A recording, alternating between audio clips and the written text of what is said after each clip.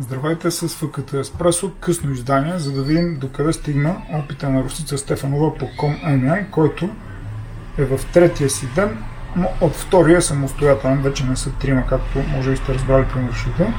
Накратко вчера тя стигна Беклемето и го подмина, защото нощува на Орлово гнездо, малко след Беклемето. Това стана преди да изтече второто денонощие от опита и така една добра индикация, защото това е една трета от маршрута, т.е. има индикация за под 6-дневно преминаване. Как се сравнява пристигането на Беклемето спрямо Полина, защото Полина точно пък там нощува, там е обща точка. Ами около 45 минути по-бавно, престоя на двете, на съседни, макар и близки места е сходен, около 6 часа и нещо.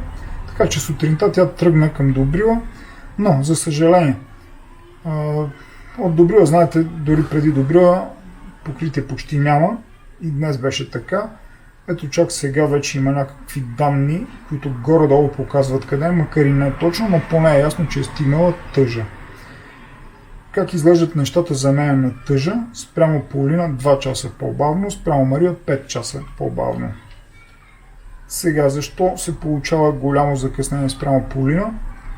Доколкото от трака се вижда, но аз разбрах и от сапорта им, че тя е спирала на Амбарица за около час и 30 почивка за спане на върха.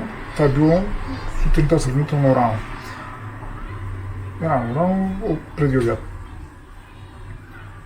Какво може да очакваме от тук до края на деня? Целта е най-вероятно да стигне партизанска песен, защото там чака сапорта в момента.